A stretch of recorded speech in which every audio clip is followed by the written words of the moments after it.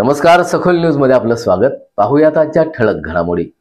Sony तसंच मिरज पूर्व भागातील काँग्रेस आणि राष्ट्रवादी शरद पवार गटातील अनेक पदाधिकाऱ्यांसह कार्यकर्त्यांनी पक्षाला रामराम ठोकून जनस्वराज्य शक्ती पक्षात प्रवेश केलाय।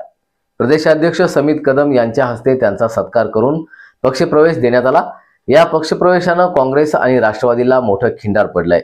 सोनीचे ग्रामपंचायत सदस्य अरविंद पाटील, द्राक्ष बागायतदार संघ संचालक जयसिंग चव्हाण, सामाजिक कार्यकर्ते माणिक तोडकर, चाबुकस्वारवाडीचे संजय पाटील, चाबुकस्वारवाडीचे विश्वजित काळे, मिरज तालुका अल्पसंख्याक अध्यक्ष आरिफ मलिदवाले, शब्बीर मुल्ला आदींसह इतरांचा यामध्ये समावेश आहे।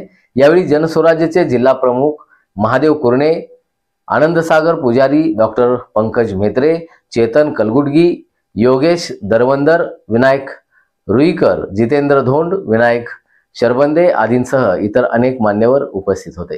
पाहूया।